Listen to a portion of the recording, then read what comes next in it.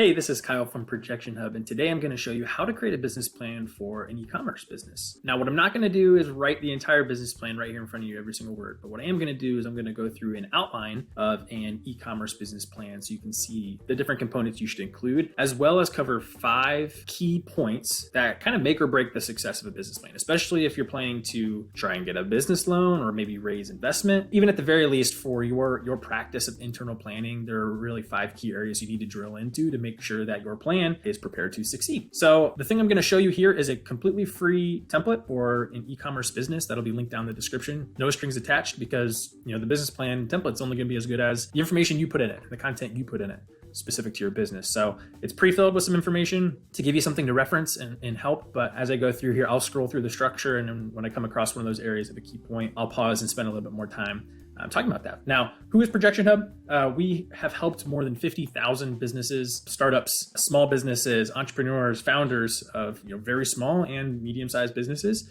create financial projections for their business plans or business loan applications or their pitch decks to raise investment.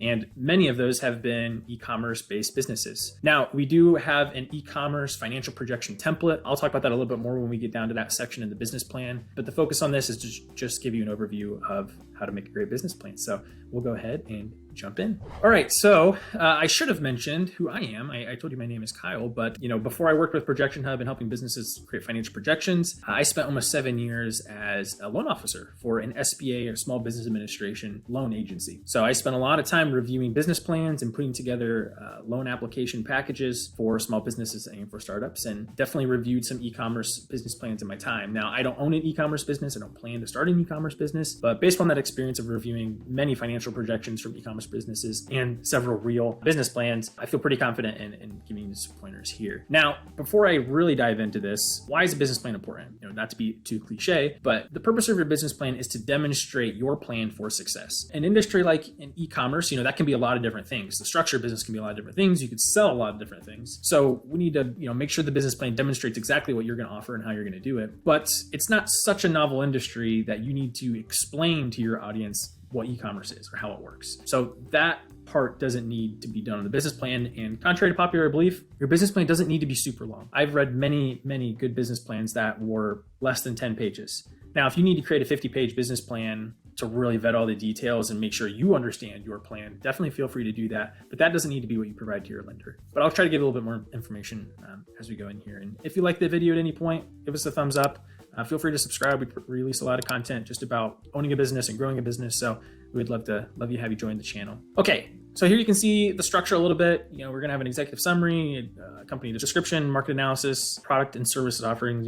That feels like a pretty obvious one. Your marketing plan, how you're going to acquire customers, your operating plan, and then your financial projections, and round it up with the conclusion. So let's scroll through this, and then I'll pause when there's a little bit more information to provide. Now, this is pre-filled with like a fictitious business example. When I show a little bit of examples later on, we'll use our eco-friendly fashion use case here. But your executive summary, think about this as like your cover letter on a resume. So you're not going to have it jam-packed this full of lots of different and deep technical things, but the really high points we want to make sure get touched on here. One thing I see right here that this doesn't include would be like, you have startup costs. So maybe you haven't exactly launched yet, but you're going to have, $50,000 in startup costs for inventory and equipment and hiring a person or whatever that's going to be. You don't need to outline that entire use case, but it might be, relevant to mention in your executive summary that that's how much you're going to need to start and how do you plan to fund that. So really quick overview here. That's what you're going to do. Elaborate a little bit more on the company description. So this would be a good place to describe maybe you as the owner, or if you have a business partner, what your experience is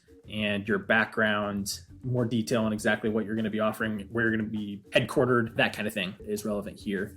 So maybe key point number 1, which will be a little bit split here and a little bit split down the operating plan, is going to be what relevant experience do you have to give your potential stakeholder or a lender or funder confidence that you're going to be successful at this. Now, again, e-commerce can be a lot of different things. You could be selling a widget, you could be selling clothes, you could be selling food, you could be selling lots of different things. So I guess there's a few different things you might want to demonstrate how you plan to be successful at this. One could be, what do you know about the product or the thing that you're going to sell? Do you have some sort of expertise on that or familiarity with that product or industry and the customer base associated with it? Or maybe do you have expertise in e-commerce in general? Now, if you have both of those things, that's obviously a home run. If you have one but not the other, plan needs to demonstrate okay, well, how do you plan to become an expert in that? Or who on the team is going to be involved? What partners are going to be involved? Key employee that's going to be involved that does have that expertise, or else that's just going to raise some questions from a potential lender. So that's key point number one, relevant experience for the owners or for the team. Now, moving along, your market analysis, and this is going to be key point number two, is we need to see a business plan that demonstrates that there is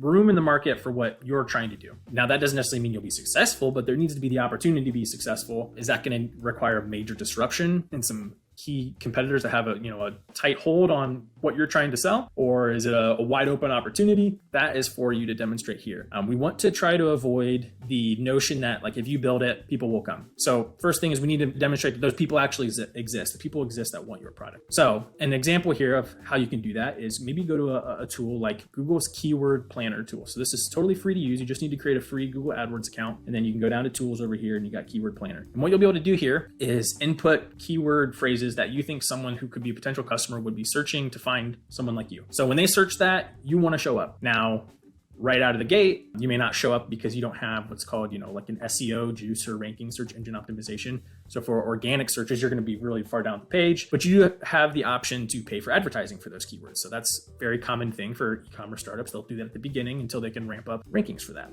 So you can see I put in here like eco-friendly fashion, green fashion brand, environment-friendly fashion brand. And what this is going to do is it's not only going to tell me what the search phrases are for that, but it's also going to give me ideas related to those. So maybe I didn't get it quite right, but it's like, you know what? People are actually searching for this. So you can see I've got these organized by how many people are searching for it. So you can see in average monthly searching, we got 18,000 people searching, and this is in the US, I should say. So you could refine that to a state or a country or a city if you plan to like launch targeted at a specific, area. Sustainable clothing brands, 18,000 searches a month.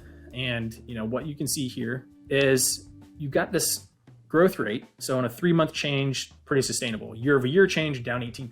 So that's something to know. The market for that is shrinking a little bit. Competition, that's going to mean on an advertising basis, people that are bidding on those keywords, it's high. Okay, so there's a lot of people searching for that, which means you're going to end up paying a little bit more per click. And you can see the bid price range associated with that. So the reason I show you this is this can start to give you an example of how many people are actually searching for this. Then you can research, typical click-through rates on an ad for this industry. So you can start to piece together that math to figure out, okay, yeah, there's a market out there, or I'm gonna have to do some education of that market. Now, fashion brand isn't a brand new concept, but if you have a brand new widget or invention or something like that, there's probably not a lot of search volume around it. So you're gonna have to look for volume around similar keywords that you think would still represent people that would be interested in that thing. Hopefully that makes sense. If you wanted to take this one step further, what you can do is find another business that is similar to yours. Maybe they're selling a very similar product. Now, if we're doing sustainable clothing brand, right? Like an example might be Patagonia. You probably know what Patagonia is. I don't want to use them as my use case because they are a big player in the industry. So it's unrealistic for me to compare myself to them. We want to try to find a business that's maybe new, smaller, and is demonstrating that they were able to do what you're hoping to do. And the reason I say to do that is there are tools where I can take their website, like Ahrefs. This is not a free tool, unfortunately, but there are some other tools out there like it. And I can search for their website, and I can see, how much volume, how much search traffic, how many people are coming to their website for these search phrases. So I can see, obviously, people are searching their brand, they're coming here. But you might see organic cotton sweatpants. Okay, so let's see, they're ranked 4th on organic search rankings, but you can see there's very low keyword difficulty, and they're getting 82 traffic from that. 350 potential people are looking for that. So you can start to get an idea of like, how competitive is this? How many people are searching for that? So you can piece together those numbers in a business plan. That's just a demonstration of your business plan. If you really want it to shine in that area, you got to do the effort. You can't just say, yeah, I know people want to buy this product. You got to put a little bit more example to that. Okay. Moving on from the market analysis, product and services offering should be pretty self-explanatory. Drill into exactly the types of things you're going to sell and maybe how you're going to sell that, right? Maybe you have a website or an app and that kind of thing. Okay, moving along. Marketing plan and customer acquisition. This is key point number 3, an extension of what we just talked about on the market analysis, but this is customer acquisition. Now, when I said you don't want to say, we'll have a website and we'll have an Instagram account and then we'll be good to go. That's not good enough. That's, again, that mentality of we'll build it, people will come. And that's not good enough, especially if you're trying to get a loan or raise investment. You need to do a little bit more homework than that. So your customer acquisition can look more like, let me give you a few examples of some bullet points. It could be, do you have traction, right? So maybe you haven't fully launched the business but you have tested it, okay? So maybe that looks like I developed a line of hoodies that are environmentally friendly, and I sourced them and I ordered 100 of them, and I paid $1,500 out of my own pocket to get those hoodies, and then I sold them in person to my friends or people in my town and people loved them, right? That's an example of traction. I have produced my product. I actually sold it to some people, so I know people were interested in it. Another example might be, did you do like a small pop-up shop or a test, like I just explained, but maybe somewhere else, maybe in a new location, maybe online based off of a social media account. Did that have success? Do you have an account on Instagram or TikTok where you talk about this type of content and this type of material, and you have a lot of followers, and you've expressed interest in starting a clothing line, and people were very supportive of that and want you to release that? That type of stuff actually matters in a business plan. Your follower count, you have good engagement there. Maybe you have a wait list or a pre-order list for your products, and you've got 700 people on that list. That is really important to include in your business plan to demonstrate you actually have a plan. You have higher odds to succeed and acquire your customers. So include that type of stuff here. That can really make your business plan shine. Operating plan, again, that's kind of a similar to the description I mentioned before. This is where you're going to want to dig in and explain here your team, your expertise, how you plan to operate the business, including what this meant to do is you want to demonstrate that you know what you're doing. You want to give whoever's reading this business plan confidence that you will be able to do what you say you're going to do. Okay, financial plan, financial projections. Now, obviously, we're going to be biased here because Projection Hub, we help people with financial projections, but that doesn't change their significance in the business plan and the ability to secure funding. So we're going to focus on this a little bit more. So first off, let's say you're trying to get a startup loan. Your lender's probably going to want to see at least 3 years of financial projections, pro forma statements, they might call them. And you can see all this information here. I've included total startup costs, how that money's going to be used, summary table of maybe, the first 5 years of revenue, profitability that we're projecting, e-commerce specific data here. And then, we've got sales growth data, ratios, and then I've got financial statements. As I mentioned, these are 5-year pro formas. Now, all this information, full transparency, and a little bit of a plug for us, was generated using a template like this. We have a few different versions of e-commerce financial projection templates. Whole goal is they make it very easy to create your financial projections. The whole purpose of this is so that you can do it. We are here to answer questions, but it's very affordable. You're talking less than $100. And if you stick around, I'll even give you a promo code at the end of the video that you can use for this, and it will automatically generate your financial projections. But your advertising budgets, your click-through rates that you expect, your product line, your categories, we only change the things in the blue boxes, and it is going, we'll put in, if you even have a subscription, maybe you have a subscription box or something you send every single month, you can do that in here. You'll include your monthly expenses, if you have any employees, and then you'll get all of these nice charts.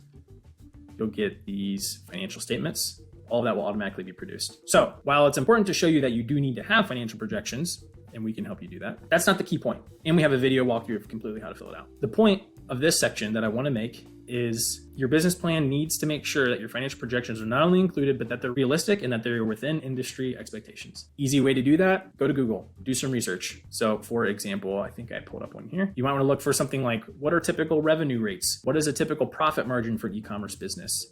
Does the business cash flow? Do you know when, based on your projections, you are going to break even? Now, if you just do a little bit of research, you can tell what are some industry expectations. Now, e-commerce might be a little difficult because it's going to range wildly based upon what you're selling. So you might want to look up specific to the industry. So here you can see average revenue in the clothing industry, for example. And we can see anywhere between 23,000 and 140,000. Now, obviously there are clothing companies, a lot of clothing companies that make a lot more than that. So I think that this article is focusing more on the small, newer clothing line. Let's see if it says, and we got margins can fall between 4 and 20%. So based on your industry, go out there and just do some Google searching. Spend some time doing that research and then compare that back to your projections. Now you can see this projections was kind of pre-filled out. We're going to have investment, a little bit higher input costs. So the goal is to grow rapidly, right? We're not starting with, a few dollars in our pocket. The goal is to scale rapidly in this example. So you can see revenue grows a lot quicker than what we saw in that one, but you can see percentage wise, we're not far off, right? We're saying 28%, 20%, 30%. You can see over here, profit margins, 3%. So e-commerce is definitely a scale up, especially if you have higher investment at the beginning. So it's just an example of what's important